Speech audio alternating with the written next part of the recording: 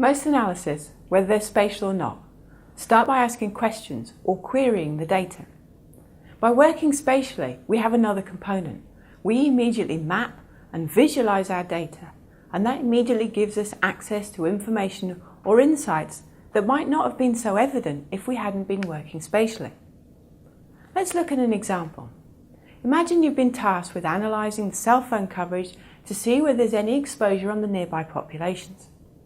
You're going to need to gather data that shows the locations of the cell phone towers and also the power of the cell phone towers, or the ERP. That's probably about all you need. The first thing you're going to want to do though is to check that you have your data and it's all present and correct. You're going to want to check to see if there are in fact any missing towers within the data set that you have. So if you're not working spatially, you're working with a spreadsheet or a table of data, how would you actually go about doing that?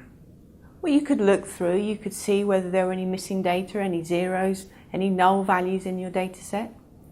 What if you think that some of the cell phone towers are missing? You could sort on the field to see if you had a unique identifier, for example. You could to see whether any one of those unique identifiers was actually missing within your data. But what if they actually had been decommissioned? So some of those unique identifiers should be missing, they shouldn't be in there. Then it gets a little bit difficult to pick out if there is in fact missing data. But working spatially, things are very different. When we work in a GIS, we're going to map that data. Now you can immediately see a whole area where there are in fact no cell phone towers. Now it's looking to me like there's something missing in this data. Well, is there? Now I want to get the context of that. So would I expect cell phone towers there? Well, I'd expect there to be towers where there's population. So maybe you want to go out and find some population data. You could summarize the population to each one of these areas, visualize that using the summaries as point symbols, which are going to be proportional to the population count.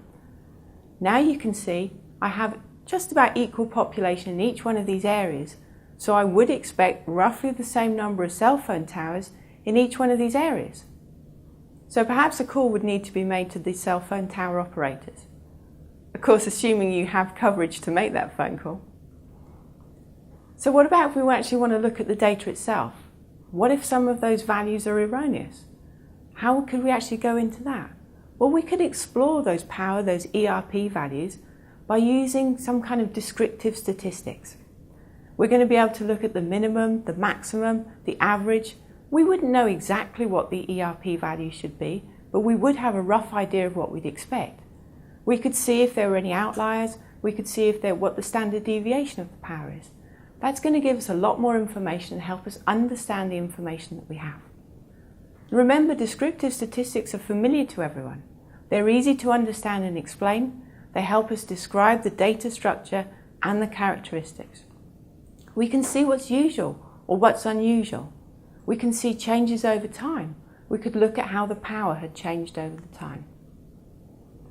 So adding that spatial component allows us to do something else as well. We can bring in the other information just as we did the population. That gives us context that we can start to interpret what we're seeing of our data. So working visually, we have the power of the map, but don't forget we can use other things. You might want to use graphs. That's another way of effectively displaying your data, particularly if you're using descriptive statistics. That's another way that makes it easy to understand and engaging for people to follow your analysis.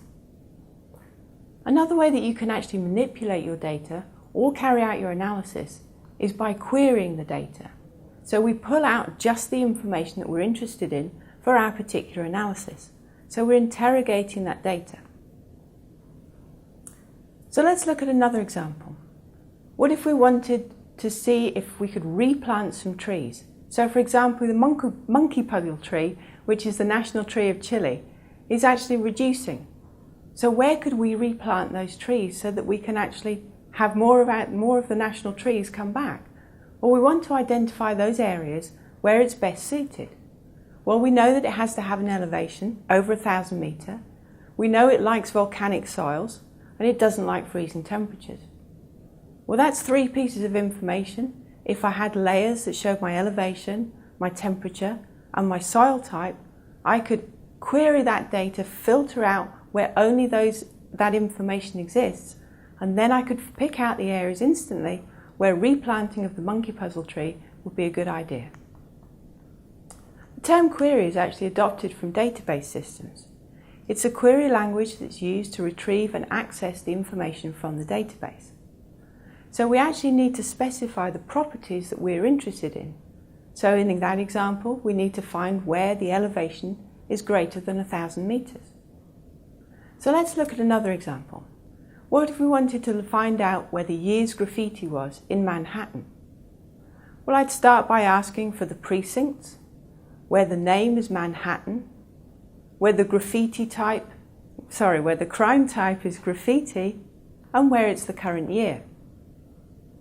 So querying the data in this way is a very simple and effective way of doing it, but it does require that we have knowledge of our data. So I would have to know that there was precinct information and that my crime type was actually divided out in there, and I could pull out where the crime type was equal to graffiti. So it requires that we understand how we've stored our data. So in a GIS, queries can impact upon the data that we see in all our subsequent analysis. So we're actually pulling out that information. I'm pulling out where we have just the crimes in Manhattan.